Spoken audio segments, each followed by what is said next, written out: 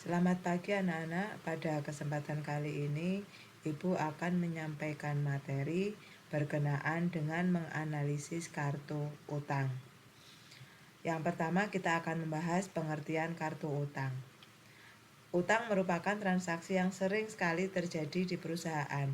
Nah, transaksi utang ini melibatkan banyak pihak serta nominal yang jumlahnya besar, sehingga perusahaan memerlukan informasi yang tepat dan cepat berkenaan dengan satu, kepada pihak-pihak mana saja perusahaan berhutang, kemudian yang kedua, berapa jumlah utang ke tiap-tiap debitur, kemudian informasi yang ketiga adalah kapan utang tersebut akan jatuh tempo, dan kemudian yang keempat, perusahaan juga memerlukan informasi terkait dengan berapa jumlah yang akan jatuh tempo. Hal ini terkait dengan berapa jumlah uang yang harus disediakan oleh perusahaan dalam waktu dekat.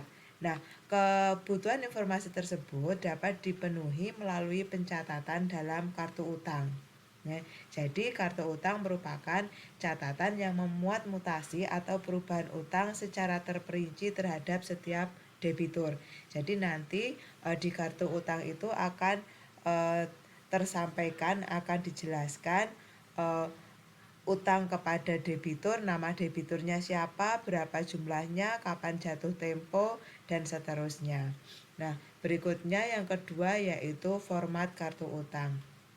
Kartu utang atau subsidiary ledger untuk tiap-tiap perusahaan bisa dibuat berbeda-beda sesuai dengan karakteristik dan kebutuhan informasi perusahaan. Namun secara umum untuk kartu utang dapat dibuat dengan format seperti ini. Yang pertama ada judul yaitu nama perusahaannya, kemudian kartu utang. Kemudian ada nomor kreditur, nama kreditur, alamat, batas kredit, dan seterusnya. Yang pertama, untuk nomor kreditur ini bisa diisi dengan kode kreditur. Ini biasanya dibuatkan nomor urut. Nah, nomor kreditur ini sangat penting untuk supaya kartu-kartu utang ini dapat diarsipkan secara teratur. Nah, kartu utang ini biasanya akan disimpan atau diarsipkan secara urut nomor. Kemudian yang kedua, nama kreditur. Nama kreditur ini nanti berisi nama perusahaan yang memberikan pinjaman atau memberikan utangan, atau dalam hal ini disebut juga sebagai pihak kreditur. Kemudian yang ketiga yaitu alamat. Alamat berisi alamat lengkap dari kreditur. Kemudian informasi yang berikutnya adalah batas kredit. Nah, batas kredit ini adalah merupakan batas maksimal pinjaman yang diperkenankan. Diperkenankan oleh siapa? Bisa jadi diperkenalkan oleh manajemen intern perusahaan. Jadi untuk prinsip hati-hati, perusahaan bisa menetapkan kebijakan intern, misalnya menetapkan bahwa pinjaman kepada pihak lain maksimal sekian rupiah, atau batas kredit ini jumlahnya sudah ditentukan oleh dari pihak kreditur. Misalnya perusahaan atau pihak kreditur maksimal bisa memberikan kredit kepada perusahaan adalah sebesar X rupiah. Jadi bedanya kalau batas kredit ini bisa ditentukan oleh kreditur atau ditentukan oleh debitur sendiri. Tetapi sekali lagi untuk batas kredit ini sifatnya adalah opsional. Bisa ada, bisa tidak. Nah, kemudian yang berikutnya, di bagian inti kartu utang terdapat kolom-kolom yang akan memuat mutasi atau perubahan utang per transaksi. Nah, kolom yang diperlukan antara lain yang pertama adalah tanggal. Tanggal ini memuat data atau tanggal terjadinya transaksi sesuai dengan nomor bukti. Kemudian kolom yang berikutnya adalah nomor bukti. Nah, nomor bukti ini adalah nomor yang tercantum di bukti transaksi. Nah, bukti transaksi yang diperlukan antara lain ada faktur, kemudian ada bukti pengeluaran kas, kemudian ada lagi memo kredit. Nah, kemudian kolom yang ketiga adalah kolom keterangan. Kolom keterangan berisi penjelasan singkat atas bukti transaksi. Misalnya ditulis dengan pembelian kredit, retur pembelian, atau pelunasan. Nah, kemudian kolom debit diisi dengan nominal apabila suatu transaksi mengurangi jumlah utang. Jadi seperti kita ketahui, utang memiliki saldo normal kredit. Sehingga apabila utang berkurang maka mutasinya ditaruh di sebelah debit, dan apabila suatu transaksi mengakibatkan penambahan saldo utang maka transaksi tersebut dicatat di kolom kredit. Nah, transaksi yang akan dicatat di kolom debit antara lain misalnya adanya retur pembelian atau pengembalian barang yang dibeli kepada debitur. Kemudian adanya pelunasan. Nah, sementara untuk transaksi yang dicatat di kolom kredit antara lain adalah adanya pembelian kredit itu sendiri. Nah, berikutnya adalah dokumen sumber untuk kartu utang. Nah, pencatatan di kartu utang berasal dari dokumen sumber. Jadi kartu utang dicatatnya langsung berdasar dokumen sumber, bukan berasal dari jurnal, baik jurnal pembelian maupun jurnal pengeluaran kas. Bukan, sekali lagi, kartu utang sumber pencatatannya atau dokumen sumbernya berasal dari dokumen awal atau dokumen sumber. Nah, dokumen yang diperlukan antara lain yang pertama adalah faktur, kemudian yang kedua memo kredit, dan yang ketiga adalah bukti pengeluaran kas. Nah, faktur merupakan bukti pembelian secara kredit, sehingga faktur pembelian ini menambah jumlah utang. Karena menambah jumlah utang, maka adanya faktur akan dicatat di kolom mutasi sebelah kredit. Dokumen sumber yang kedua adalah memo kredit. Memo kredit merupakan bukti pengurangan utang yang dikeluarkan oleh kreditur karena adanya pengembalian barang dari debitur. Jadi pihak pembeli atau pihak debitur mengembalikan barang. Nah, atas pengembalian barang tadi, maka pihak penjual atau pihak kreditur mengeluarkan bukti transaksi yang disebut dengan memo kredit. Nah, adanya memo kredit ini akan mengurangi jumlah utang dari debitur sehingga akan dicatat pada kolom mutasi sebelah debit. Bukti yang selanjutnya adalah bukti pengeluaran kas. Bukti pengeluaran kas ini merupakan bukti intern yang dibuat oleh pihak debitur untuk merekam pembayaran kepada kreditur. Jadi, bukti pengeluaran kas ini yang membuat adalah pihak debitur itu sendiri. Tetapi, bukti pengeluaran kas ini dilampiri dengan kwitansi yang ditandatangani oleh pihak penerima atau debitur. Nah, bukti pengeluaran kas ini mengurangi jumlah utang sehingga dicatat pada kolom mutasi sebelah debit. Nah, baik anak-anak, untuk lebih mempermudah pemahaman kita berkenaan dengan pencatatan transaksi ke dalam kartu utang, di sini Ibu sudah membuatkan contoh latihan. Nah, contoh latihan ini nanti kita akan bahas, kita akan catat transaksi ini yang pertama ke dalam jurnal umum, ini sambil mereview materi pertemuan yang lalu. Kemudian yang kedua kita juga akan mencatatnya ke dalam kartu utang. Oke, kita siapkan formatnya. Nah, ini soalnya. Nah, oke, kita bahas yang pertama, yaitu kita akan mencatatnya ke dalam jurnal umum terlebih dahulu. Nah, ini yang pertama. Tanggal 20 Juni 2020, PT Kedung Jaya membeli barang dagangan. Nomor buktinya F2006021 dari PT Armada senilai 22 juta dengan termin 1/10 N30. Perhatikan pada transaksi ini ada kalimat dengan termin. Ketika ada kalimat dengan termin berarti transaksi ini dilakukan secara kredit karena termin ini adalah menunjukkan adanya syarat pembayaran. Nah, baik, kita akan mulai. Yang pertama, tanggal kita tuliskan tanggal 20 Juni 2020. Nomor buktinya F20 06021. Nah, keterangannya perhatikan. Keterangannya di sini akan kita isikan dengan akun yang didebet dan dikredit. Baik, untuk pencatatan pembelian barang dagangan ada dua metode, yaitu metode periodik dan metode perpetual. Pada metode periodik, maka pada saat membeli barang dagangan, akun yang didebit adalah akun pembelian. Nah, di sini kita pembelian. Kemudian akun yang dikredit adalah utang dagang atau utang usaha. saha. Nah, ini sebesar 22 juta. Ini utang dagangnya juga 22 juta. Ini kita ambilkan dari sini. Oke, ini transaksinya seperti ini. Ini saya setting supaya lebih mudah memahaminya. Oke. Namun apabila perusahaan menggunakan metodenya adalah metode perpetual, maka akun yang didebet bukan akun pembelian, tetapi akun persediaan barang dagangan. Nah, bisa dipahami ya anak-anak? Jadi akun yang didebit adalah akun persediaan barang dagangan.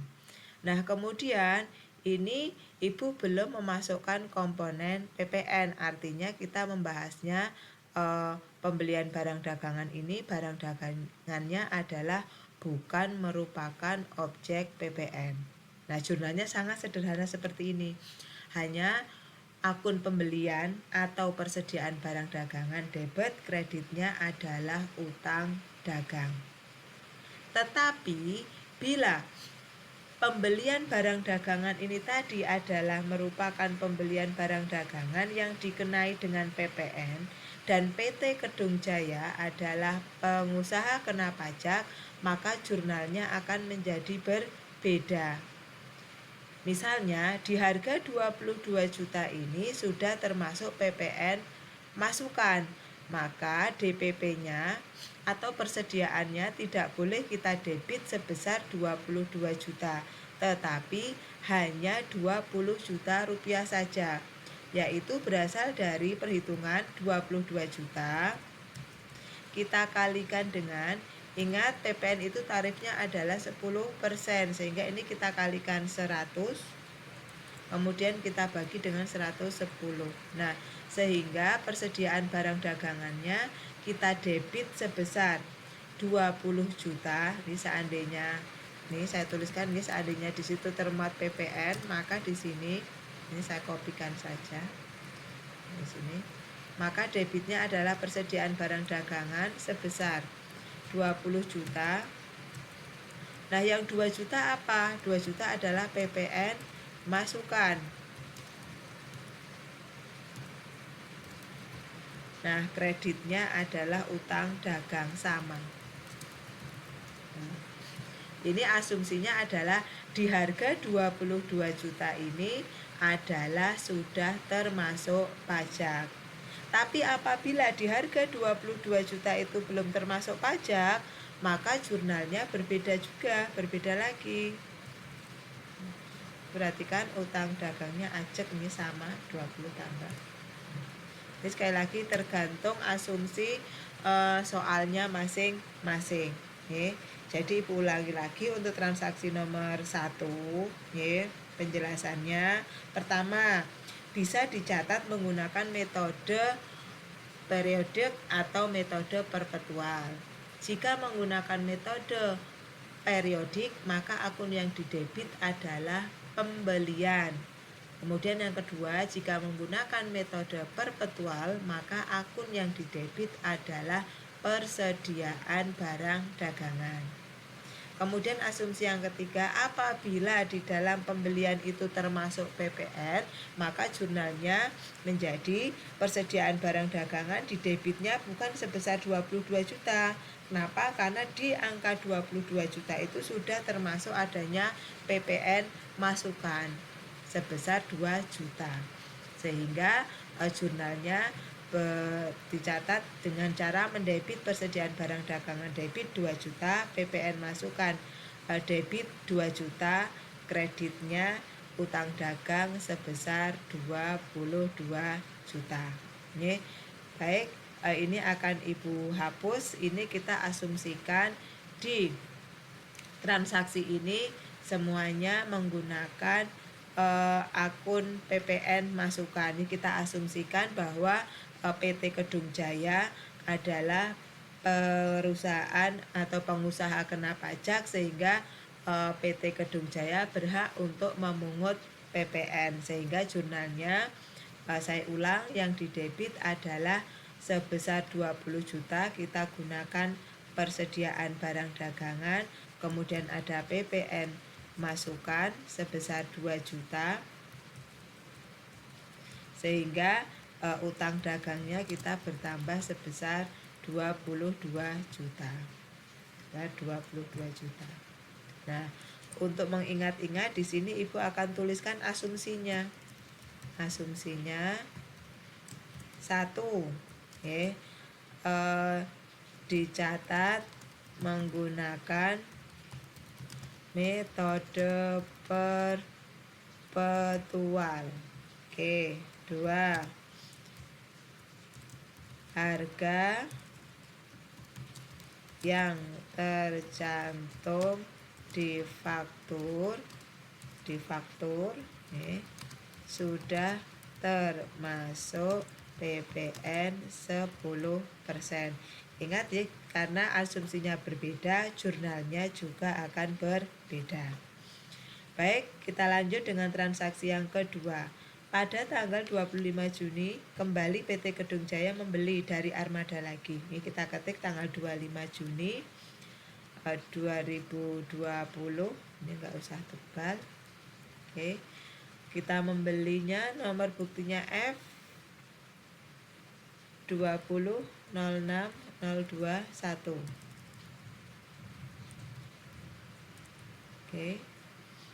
Membeli barang dagangan.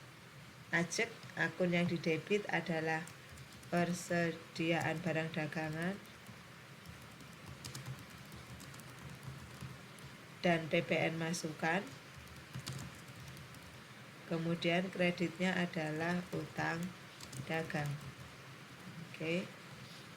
Persediaannya ini 27.500, berarti berapa nilai persediaan yang harus dicatatkan? Nah, kita hitung 27.500 kita kalikan dengan 100, kita bagi 110, berarti 25 juta. Persediaannya debit 25 juta. PPN masukannya berarti 10% dari 25 juta, yaitu 2.500.000, sehingga utang dagangnya sejumlah 27.500.000. Nah, jumlahnya seperti ini. Baik, kemudian tanggal 3. Tanggal transaksi nomor 3 yaitu tanggal 8 Juni 2020. Buktinya adalah BKK 0620.123. Kita lihat. Ini PT Kedung Jaya melunasi transaksi tanggal 20. Anak-anak perhatikan, pada tanggal 20 Juni, pada saat PT Kedung Jaya membeli dari PT Armada, terminnya adalah 1/10 N30. Arti dari termin ini adalah PT Kedung Jaya akan memperoleh potongan harga sebesar 1% apabila PT Kedung Jaya melunasi maksimal 10 hari sesudah tanggal transaksi. Jadi ketika transaksinya tanggal 20, 10 hari ke depan berarti tanggal 1 Juli 2020 sampai dengan 1 Juli 2020 PT Kedung Jaya akan memperoleh potongan. Nah, ini kita lihat di transaksi tanggal 28 berarti PT Kedung Jaya baru melewatkan masa sebanyak 8 hari sehingga masih memperoleh potongan, sehingga jumlah uang yang dibayarkan tidak utuh 22 juta tetapi sudah dikurangi dengan 1%. Nah, kita lihat jurnalnya, karena ini dilunasi, utang dagangnya habis, berarti utang dagang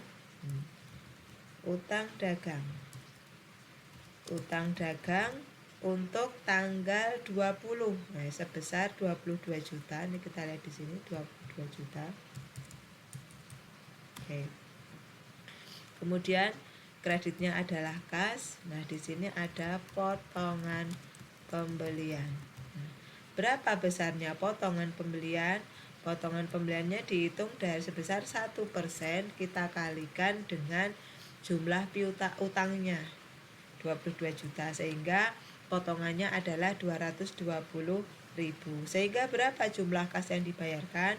22 juta kita kurangi dengan 220.000. Nah, sehingga pada tanggal 28 PT Kedung Jaya untuk melunasi hutang sebesar 22 juta, maka dia cukup mengeluarkan kas sebesar 21.780.000 karena dia memperoleh potongan 1% sebesar 220.000. Mengapa mendapatkan potongan pembelian sebesar 1%? Sebab PT Kedung Jaya membayarnya adalah 8 hari sesudah tanggal transaksi. Padahal potongan pembelian diberikannya adalah sampai dengan 10 hari setelah tanggal transaksi. Baik, kita lanjut dengan transaksi yang keempat. Ini kelihatan. Oke, saya sisipkan barisnya supaya muat. Oke.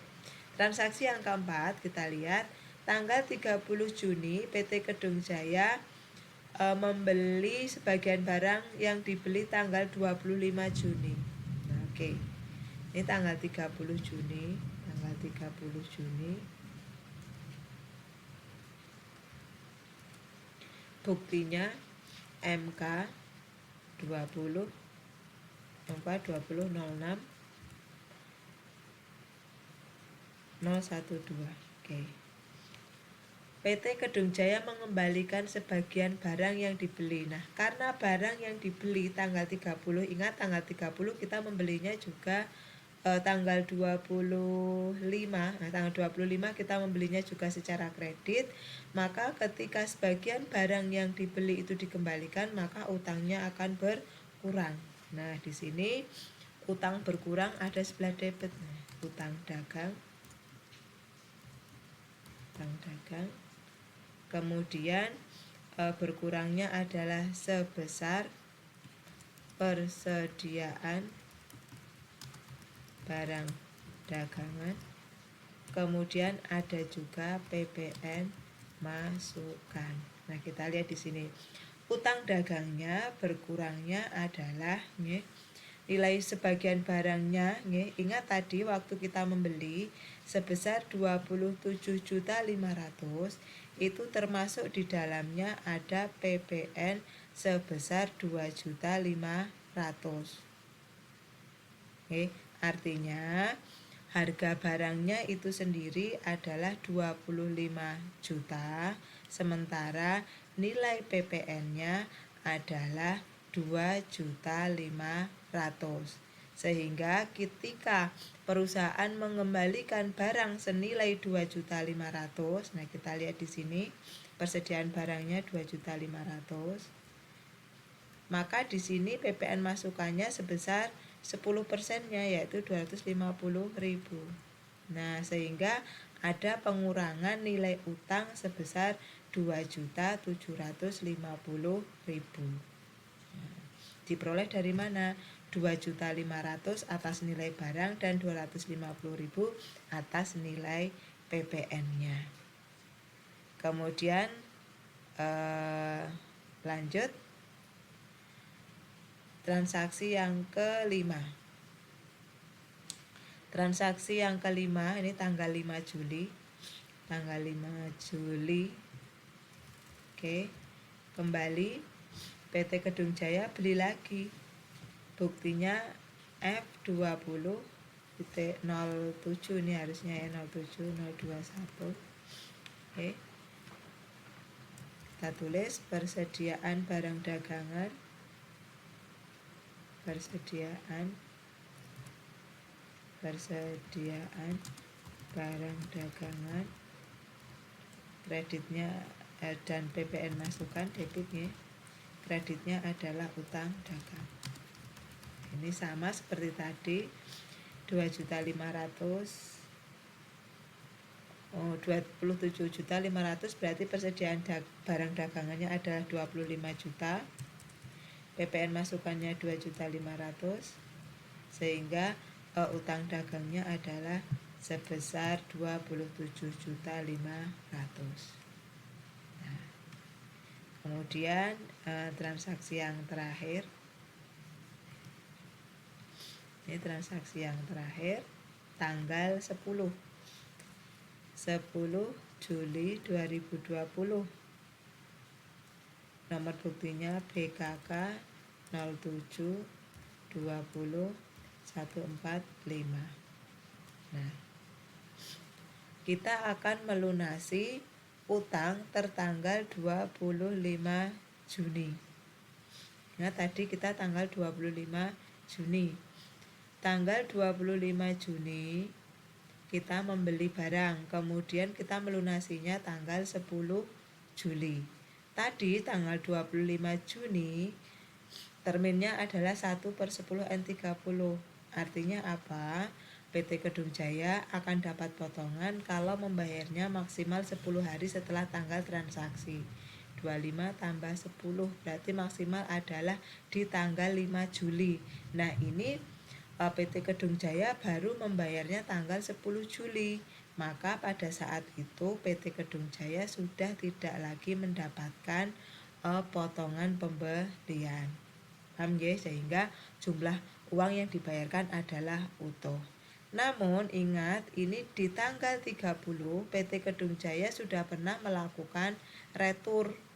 Returnya adalah sebesar nilai barangnya 2.500.000, nilai utangnya 2.750.000. Sehingga di sini kita membuat jurnalnya utang dagang debit, kreditnya adalah kas. Nah, sebesar berapa? Utang dagangnya yang pertama adalah sebesar 27.500.000. Kemudian dikurangi returnya. Tadi kita sudah pernah melakukan retur sebesar nilai utangnya 2.750.000. Sehingga untuk melunasinya pada tanggal 10 Juli 2020 kita akan membuat jurnal utang dagang debit 24.750.000 dan kasnya kredit 24.750.000. Nah, ini adalah pencatatan transaksinya di jurnal umum. Berikutnya kita akan lanjutkan mencatatnya di kartu utang. Jadi sebenarnya pencatatan ini harus bareng karena dengan adanya di kartu utang akan mempermudah juga memasukkan angka di jurnal umum. Seperti tadi pada saat kita akan melakukan perhitungan berapa uang yang harus kita bayarkan pada saat tanggal 10 Juli, kita bingung dulu berapa, sudah pernah retur berapa. Nah, ini sebenarnya bisa terjawab apabila pada saat yang sama perusahaan menyelenggarakan kartu utang. Nah, oke, kita akan catat sekali lagi, kartu utang sumbernya adalah dari dokumen sumber, bukan dari jurnal. Nah, ini untuk jurnalnya akan kita tutup dulu. Kita lihat yang pertama, kita akan mencoba mengisikan kartu utang untuk nama kreditur. Nah, kita lihat yang pertama, transaksi terkait PT Kedung Jaya pada PT Armada S01. Nah, ini berarti nomor krediturnya kita isi dengan S01.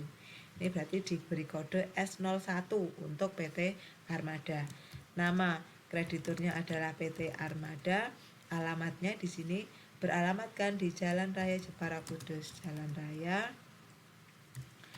Raya Jepara Kudus. Oke. Nomornya 123.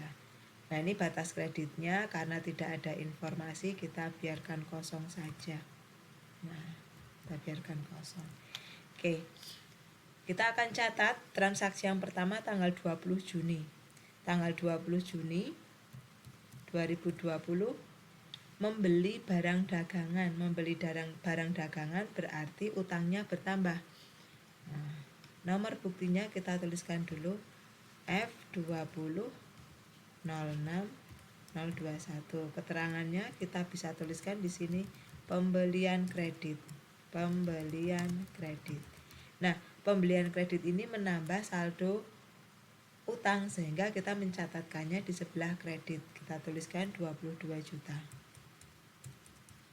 Oke. Ini biar mudah. Oke, seperti ini.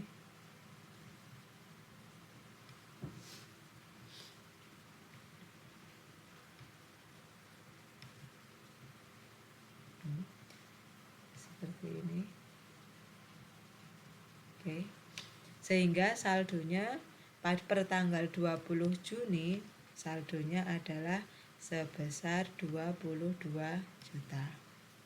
Ini di sini sama dengan 22 juta. Berikutnya transaksi yang kedua tanggal 25. Tanggal 25 Juni kita tuliskan di tanggal 25 Juni 2020. Nomor buktinya ini F20 06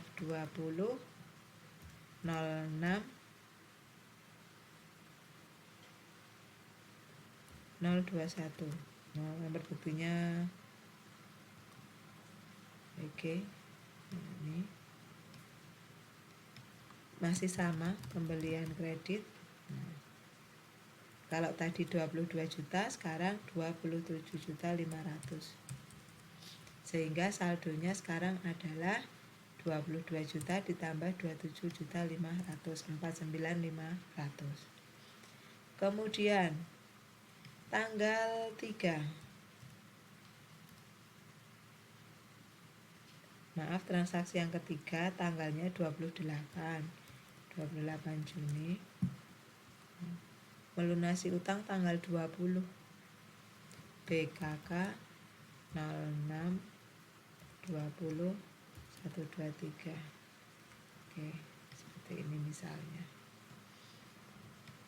Nah, ini kita tuliskan pelunasan.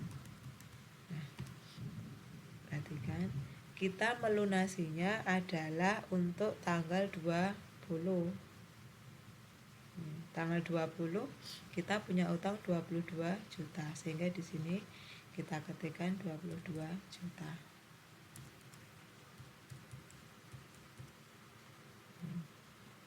Sehingga saldonya menjadi 49.500.000 dikurangi 22 juta. Transaksi yang keempat tanggal 30 Juni.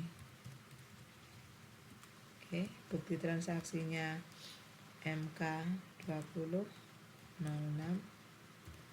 Oke, retur. Keterangannya kita isi dengan retur pembelian. Nah, retur pembeliannya ini, harga barangnya senilai 2.500.000.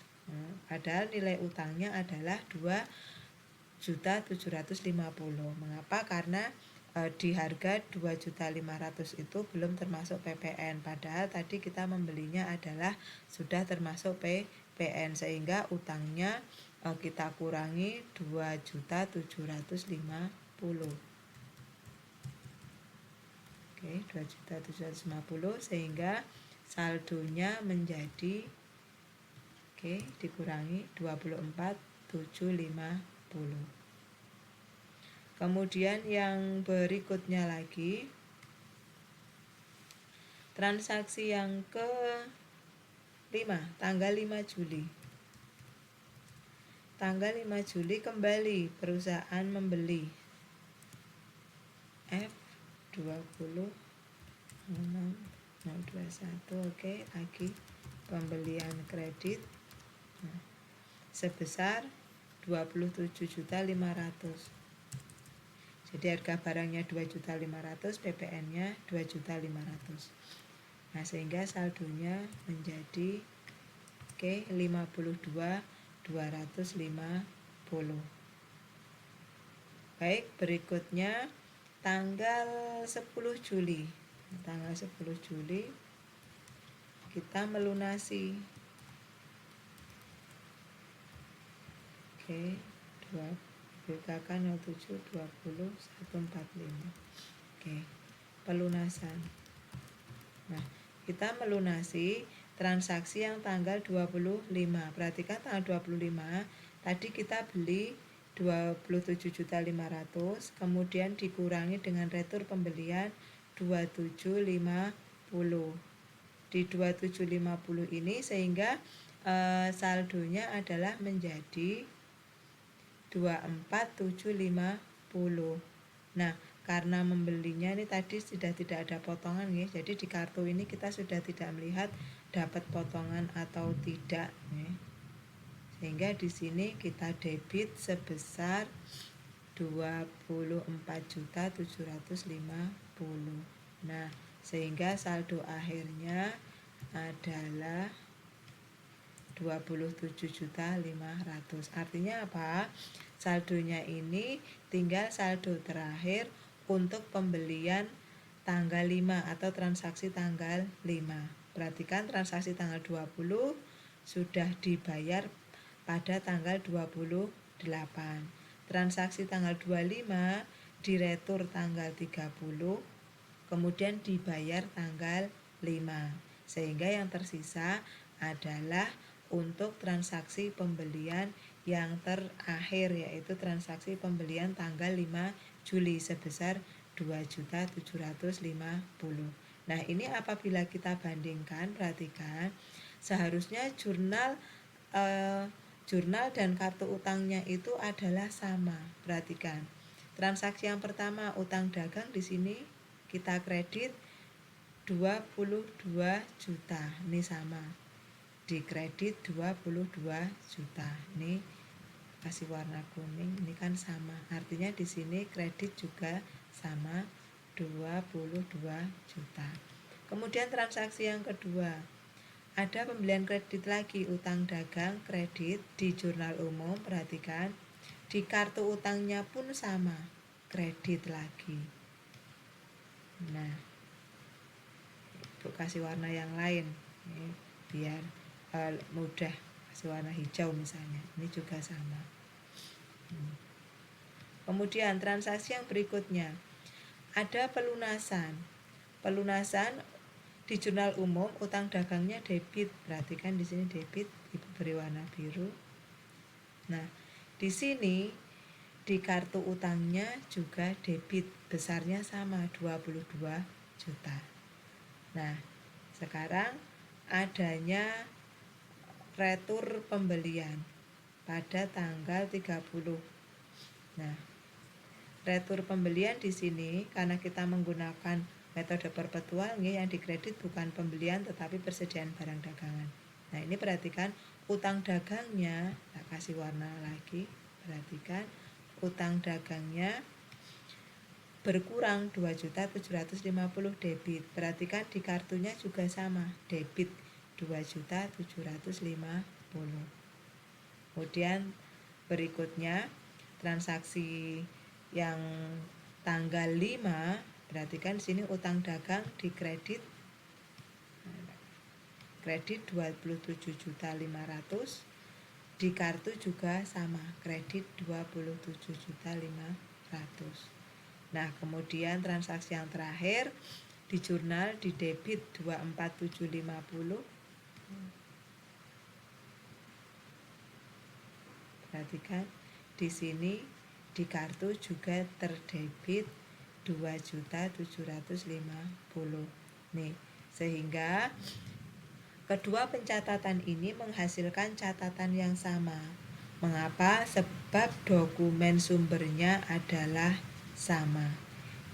Demikian penjelasan Ibu berkenaan dengan pencatatan transaksi terkait dengan utang dagang baik di jurnal maupun di kartu utang. Mudah-mudahan penjelasan Ibu bisa dipahami. Terima kasih.